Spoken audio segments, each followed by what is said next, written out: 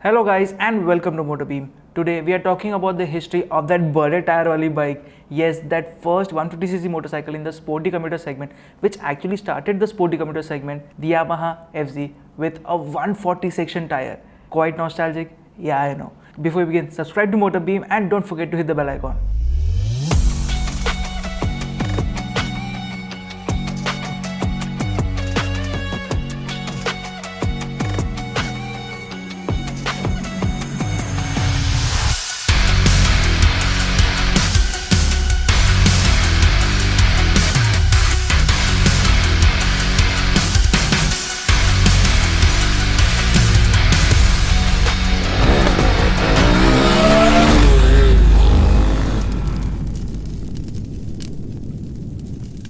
To keep things clear for you guys, Yamaha has given the FZ a total of only 3 updates over the years. That's it, the Yamaha FZ16, the version 2 and the version 3. But in today's video, we'll cover the 250 as well, the Phaser as well and the Phaser 250, which it's in a good place that it is not here right now.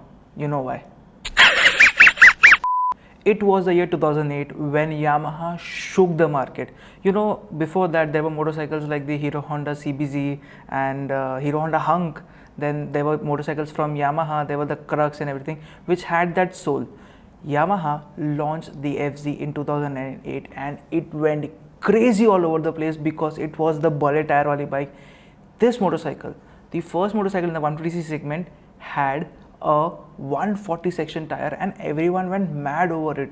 The motorcycle looked very unique and the overall design was macho all over the place. This was a proper naked motorcycle that everyone had been waiting for.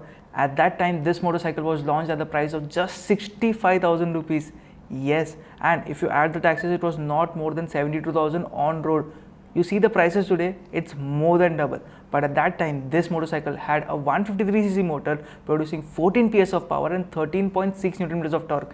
I'm gonna tell you, this generation was the only generation which had the maximum power in the FZ16. And yes, it was called the 16 because the CC, the capacity, was more than 150. It was 153.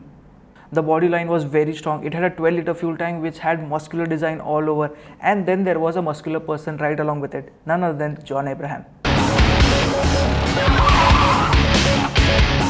Just because John Abraham promoted this motorcycle, everybody went crazy all over it because at that time Dhoom had released and he became quite a lot famous, and actually he owned a Yamaha at that time. It was probably the VMAX, but this one was the baby version of the FZ1.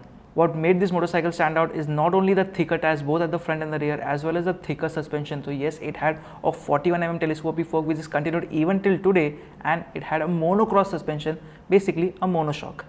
Right alongside the FZ, the Yamaha R15 was also launched, but it was priced slightly higher, actually quite a lot higher, and hence Yamaha owners, the Yamaha fanboys went ahead with the FZ like crazy.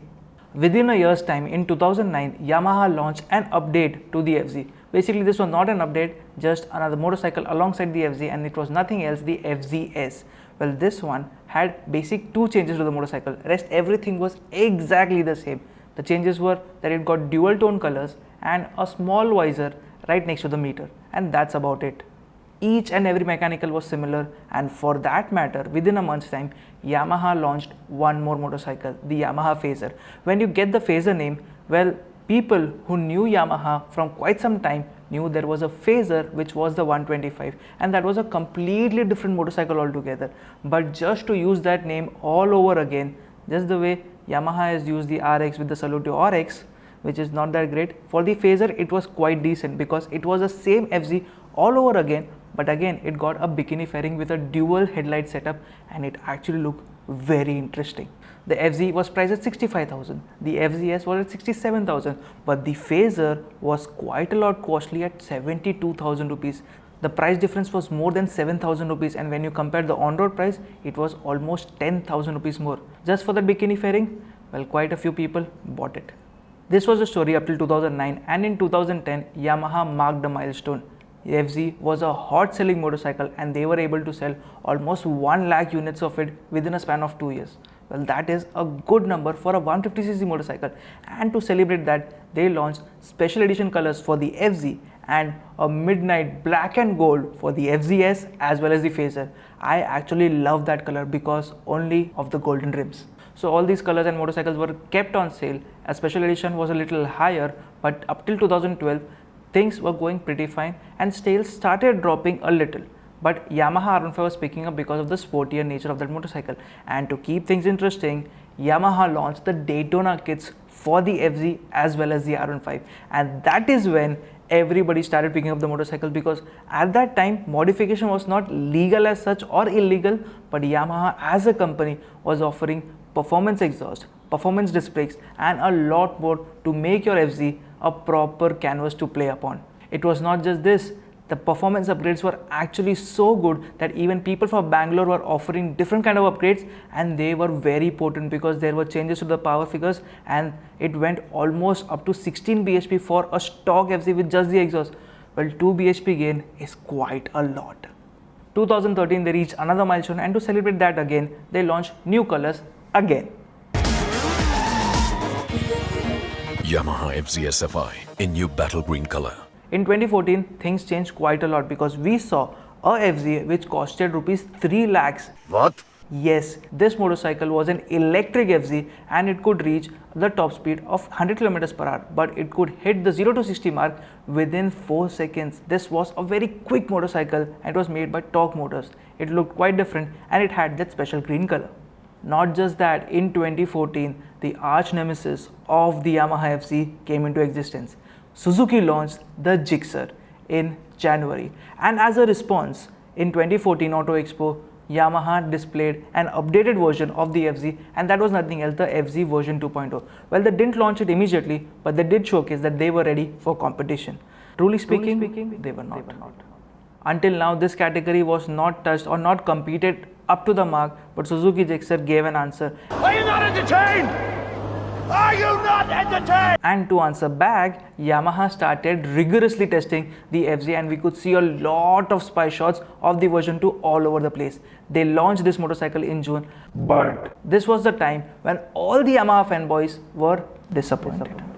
Sorry, मैं कुछ समझा नहीं. Now again, things are pretty good. John Abraham is here again with the motorcycle. They are launching the FZ version 2.0, but the disappointment is that the power from 14 PS went down to 13.1 PS and the torque from 13.6 Newton meters went down to 12.8 Newton meters.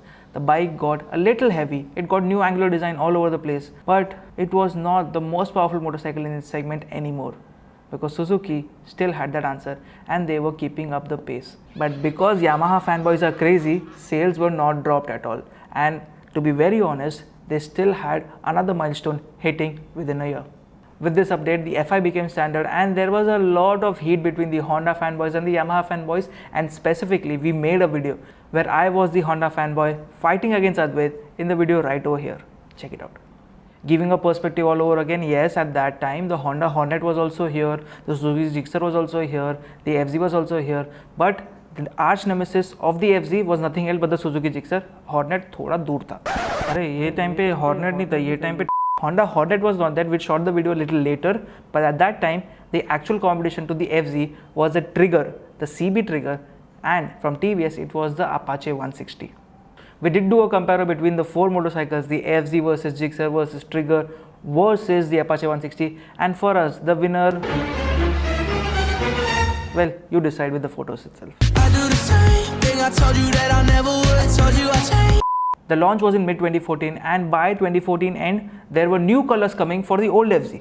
Well, yes, Yamaha had a master plan all over again. They were selling the version 2.0 as well as they were selling the standard FZ because people requested कि तुमने power कम कर दिया. For our English viewers, I'll translate what he said. You have dropped the power. So keep selling the older motorcycle for the people who want it, right? Yes. So that was the scenario, that the older FZ as well as the newer FZ both were sold together. So if you enter a FZ showroom, basically Yamaha showroom, get confused all over again. And when the launch had happened for the FZ, Yamaha was again focusing on updating the Phaser as well, because we could see spy shots of the Phaser 2.0 running around, but they didn't launch it immediately just like they did earlier.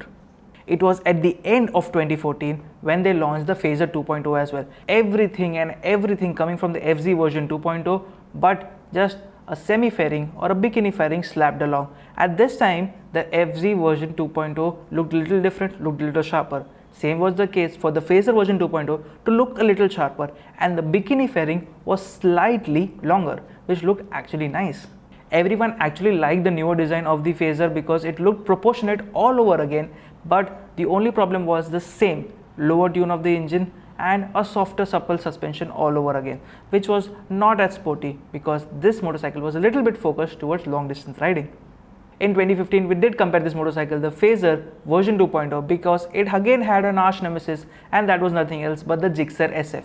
Well, to add more to the party, Bajaj had already launched the AS150 and the trio fought pretty well. The semi-faired 150cc Pulsar was the most practical motorcycle here because it had the same 150cc motor from the Pulsar 150, which was the mileage king at that time. So yes, practicality towards the Pulsar, dynamics towards the Phaser, and the sportiness with a full fairing and a beautiful design with the Gixxer. Well, this was the result of the comparison. The competition was fierce the whole time, but still Yamaha FZ was again the highest selling of all the three or of all the motorcycles at that segment. Now after this, BS4 and other updates started coming into picture. So 2016 was a thunder year. Nothing really happened, just a minor price hike to make sure the competition is okay, and that was about it. But 2017 had a major change. BS4 engine was introduced for the FZ SFI, or you can say the FZ version 2, or maybe the standard FZ which was right now, because the old FZ was finally discontinued. From 2008 to 2017, almost a decade, the older FZ was into existence and people actually loved it.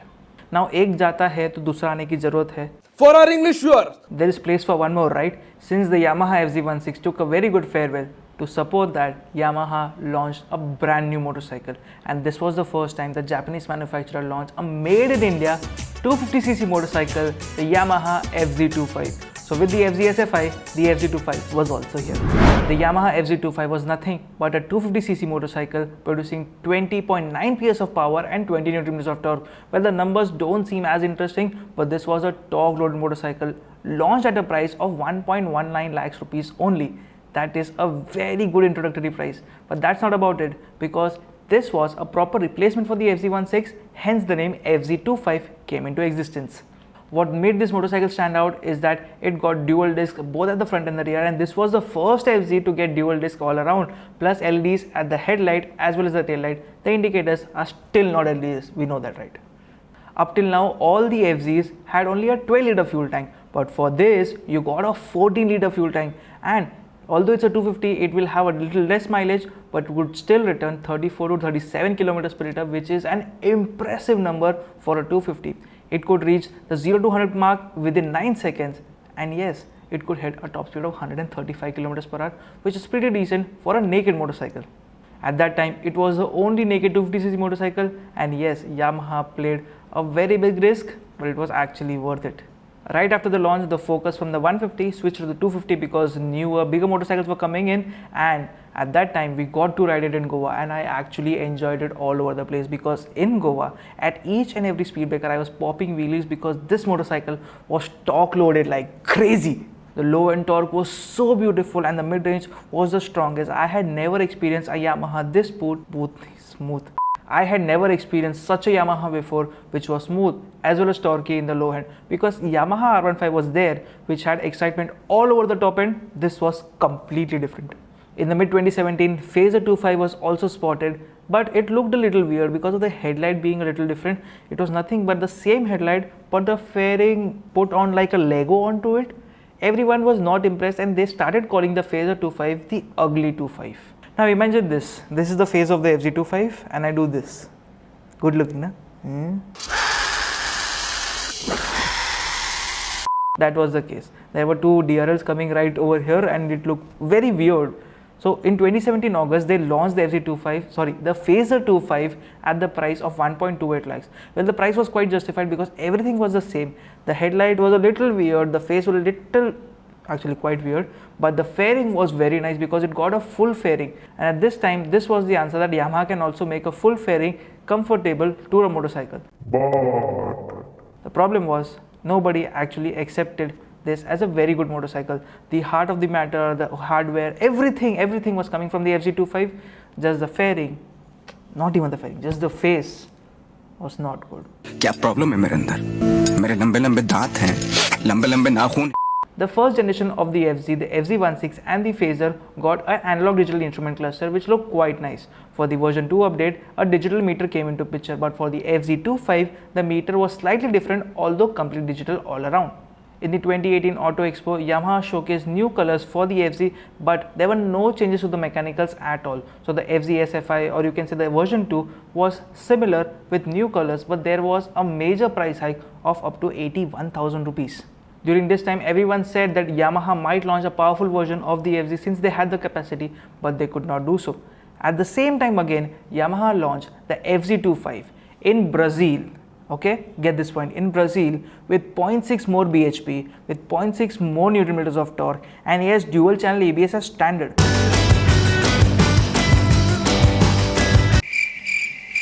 So Yamaha can do it, India won't get it. ये जो कुछ भी हो रहा है सब गलत हो रहा है. चुप, ये ठीक नहीं है. मैं पुलिस को बुलाऊंगा. मैं ये होने नहीं दूंगा. Since everything was going pretty nice and something had to happen, a recall happened, and the head cover bolt of the engine of the FZ25 or the 250cc Blinks had an issue since it was falling off, and Yamaha recalled almost 70,000 motorcycles. Now we are at the end of 2018, and because Yamaha has to bring out the changes, we spot a new FZ with a face similar to the FZ25, but the tail section was similar to the FZ16, or you can say the FZ version 2.0. So this was basically an update to the FZ, the standard one, the 151, and we saw an update coming in later next year. Since I mentioned that Yamaha started selling the ABS units in Brazil, there was a lot of backlash coming from the Indian media as well as Indian audience that why can't you give ABS in India for the FZ25 and the Phaser.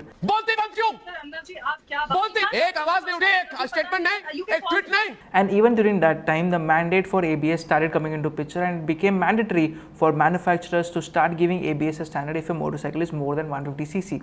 So in January 2019, Yamaha launched 3 motorcycles. Basically, they updated 2 motorcycles, and a brand new was the FZ version 3.0.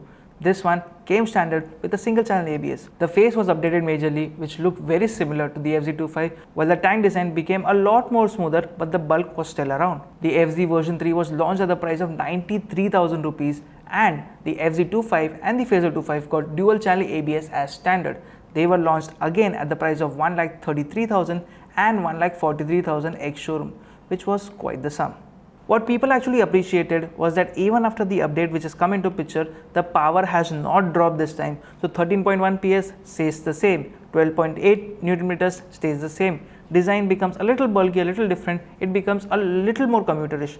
So the priority of having a sporty commuter actually went away. If you talk about the enthusiasts, they were not at all happy with the version 3.0 because it was no longer a sporty commuter, it was just a bulky commuter. The version 3.0 also had the S version, and that was priced at 97,000 rupees. Now at the end of 2019, Yamaha finally launched the BS6 version of the FZ, and everybody was expecting there will be a power bump or something, but no. We had a big disappointment. It was the same as the version 3.0, nothing different in design, everything same, but the engine became even less powerful. From 13.8 or 13.6 PS, it came down to 12.2 PS. 12.2, that's it. And the torque went from 12.8 to 13.6. 13.6, the torque was the same as the first generation, but power came down by almost 2 bhp after BS6 update. FI was standard, single channel ABS was standard, everything was okay. But kyun yaar? For the BS6 update, this was final that FZ had become a commuter. It was no longer a sporty commuter, it was no longer anything. Yamaha was just behind quantity over quality, and this was actually shown. You know, when I say this, Yamaha has the MT15 which produces almost 18 PS. KTM has the Duke 125, okay? 125 which produces almost 14 PS. This one is still 12. Get my perspective when I say it's just a commuter now? As a sigh of relief, Yamaha finally showcased that they'll be launching a brand new version of the FZ25, and this was in February 2020. March 2020, lockdown. So nothing really happened. It was just a showcase, just the specs were revealed, and actually some things were pretty good. They said in April 2020 they will be launching the FZ in the newer avatar, but at that time do keep in mind that both the phasers were out of phase because Phaser 150, which was pretty good motorcycle, went away. Phaser 2.5 or Phaser 2.5, it's okay, it went away. So phasers were out of phase. FZ, good. The design looked very mature because the front actually looked like a transformer. And they launched this motorcycle in July 2020. So they didn't launch just the FZ, but they launched the FZ S25 as well. They were priced at 152 and 157, and this motorcycle looked quite a lot different than the standard FZ because the face was brand new. Rest all stayed quite similar. The good part was that the power stayed exactly the same at 20.8 PS, and the torque had a slight bump by 1 Newton meters. I'm sorry, by 0.1 Newton meters. But still, Yamaha fanboys, because the changes are minor, they were happy. Yamaha did introduce new colors all around. So basically there were solid colors for the FZ25 and there were dual tone colors with golden rims or maybe blue rims for the FZ-S25, as well as there were knuckle guards which are standard for the FZ-S25, and things look quite a lot prettier. Now in the review I didn't say this, but since this is a history video I have to say this. You pick up the MT15 headlight, make it a unibrow and sleek your hair back, and that is what the face of the new FZ looks like, the FZ25 specifically. And this is what goes around because the LED headlight unit which is there, it is the same unit which is used in the MT. Now note this, Yamaha launched the first FZ at the price of 65,000 rupees ex-showroom. It was November 2020 and they reached another milestone which they had planned, and hence they launched a vintage edition for the FZ, the standard 150, which had brown seats and different color options, and they launched it at the price of 1,09,000 rupees ex-showroom. See the price difference? Yes, that is a lot of hike for a lower powered motorcycle. I know I've been lashing a lot on Yamaha, but yes, this was around.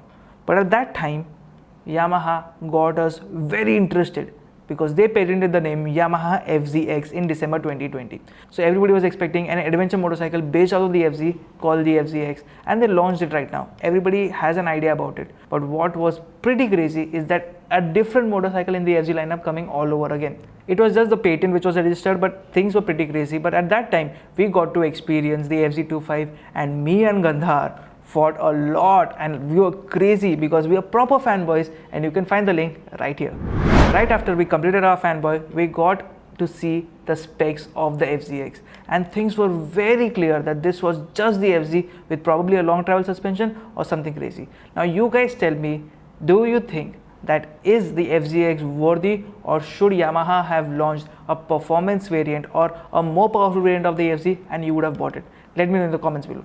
So the FZX was launched in June 2021 at the price of 1.17 lakhs, a little more than the Yamaha FZ, but it got rubber gaiters. This was the first motorcycle from Yamaha to only get a 10-liter fuel tank. Different design for the seat, different face altogether. Many people have said that they don't like the face of the new FZX because it looks a little weird, but I can say that one thing, that the LED unit, the LED headlight which is inside there, it's the same one which has been used in the MT and the FZ25, and same has been used here, but DRL is in a circular format. You do get dual purpose tires, but the suspension setup and the dimension, if you notice, is exactly the same as the FZ. So this is nothing but a redesigned or a reworked FZ with a new canvas altogether.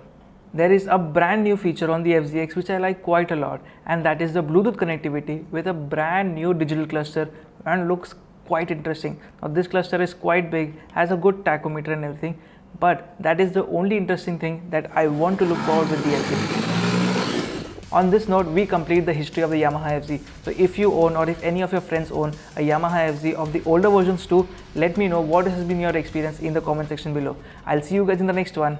Bye bye.